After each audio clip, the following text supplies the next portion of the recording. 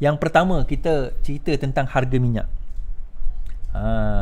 Alexander Nantalinggi, ahli Parlimen Kapit, hari ini mengeluarkan. Dia kata keluar paper. Ini saya ceritakan dulu bahawa ini apa yang paper tulis. Tiada lagi harga maksimum untuk RON 95 dan diesel pada 12 tengah hari tadi. Kalau kita tengok Warta Kerajaan Persekutuan berhubung Perintah Kawalan Harga dan Anti Pencatutan terbaru tidak lagi menyebut tentang harga shilling atau harga runcit maksimum untuk petrol tersebut. Tidak ada lagi menyebut. Kalau kita buka keratan akhbar ataupun yang dia kata The Federal Government Gazette, dia kata pembatalan nama perintah ini pembatalan Perintah Kawalan Harga dan Anti Pencatutan dibatalkan. Dia kata dibatalkan. Citation, okay. Dia kata revocation, the price control and anti-profiteering. Dia kata revocation, the price control and anti-profiteering is revoked. Dia kata telah dibatalkan. Jadi timbul persoalan. Dia kata sebaliknya, dia kata Warta tarikh 3 Jun itu sekadar memaklumkan bahawa pembatalan harga shilling berdasarkan kuasa yang diberikan oleh Seksyen 4. Ia diluluskan oleh Alexander Nantalinggi selaku Menteri Perdagangan Dalam Negeri dan Hal Ehwal Pengguna pada 10 April yang lalu dan diwartakan pada 3 hari bulan Jun. Sebelum ini, Kerajaan Pakatan Harapan menetapkan harga RON dan diesel masing-masing pada harga siling iaitu RM2.08 dan RM2.18, RM2.14 sebenarnya. Menteri Keuangan kita itu lingkungan yang berkata mesyuarat jemaah sebulat suara memutuskan harga siling berkenaan biarpun harga dunia naik lebih daripada itu. So pada zaman Pakatan Harapan, kalau kita tengok harga minyak dia letakkan cap siling RM2.08. Dia tak ada harga lantai dari harga siling. Tetapi selain daripada itu dia floatkan. Jadi kalau kita tengok ada orang kata mana dia formula Rafizi? Inilah formula Rafizi.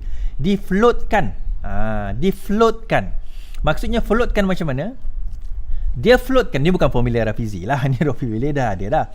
Difloatkan dalam keadaan bila harga minyak turun, dia turun.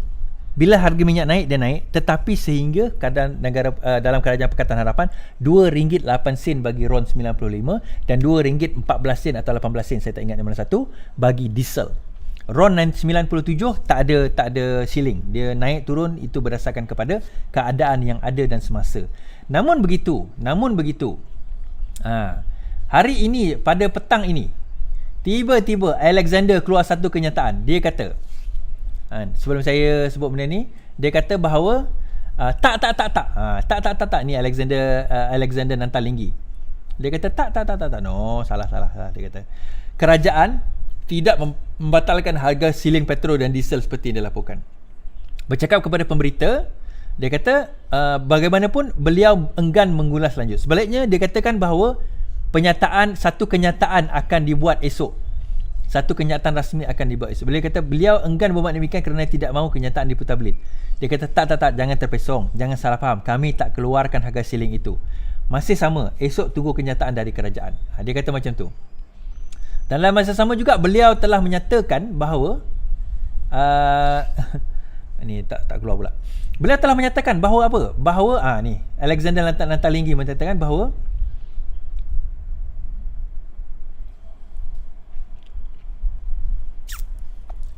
tiada perubahan dasar penetapan harga runcit pada 7.18. Pada pukul 7 tadi dia keluar, KPDNP memandang serius laporan media bahawa dengan ini menegaskan tiada perubahan dari segi dasar penetapan harga runcit seperti yang dilaporkan. Penetapan harga mekanisme adalah melalui automatic pricing mechanism yang dipengaruhi oleh harga minyak dunia. Yang ini menimbulkan persoalan. Okey, sebab apa? Kita baca ni. Sejak 2017 harga minyak runcit ditetapkan secara mingguan dan dikuatkuasai oleh KPDNP. Tujuan penguasaan dalam menguatkuasai kawalan harga runcit petrol oleh syarikat minyak. Okey, fine. Walau bagaimanapun 29 Februari, KPDNP telah menukar mekanisme kawalan harga runcit dan melalui surat arahan di bawah bekalan itu. Perubahan mekanisme ini bertujuan meningkatkan keberkesanan. Okey. Dalam menjamin kepenggunaan, KPDNP komited memastikan semua mengambil kira trend semasa. Kerajaan akan terus memantau kesan. Okey. Now, daripada kenyataan itu, yang saya nampak, dia kata bahawa tidak ada perubahan kepada APM. Tetapi dia tidak kata tidak ada perubahan kepada harga siling. So, kita tunggu esok sama ada harga siling ni masih ada ke tak ada.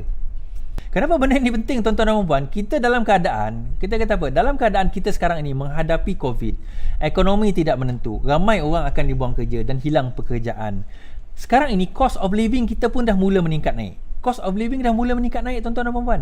Bila cost of living dah mula meningkat naik, pada hari itu kalau kita tengok, pada hari perayaan, kerajaan gagal mengawal kebanyakan barang-barang sehingga kan bukanlah gagal, dia berjaya mengawal, tetapi kawalan itu terlewat berbanding dengan kerajaan Pakatan Harapan sebelum ini yang kalau kita tengok, kita measure bahawa effectiveness mereka sehingga kan saya rasa 30 hari sebelum perayaan itu kita tidak merasakan kenaikan harga barang secara total, secara umum.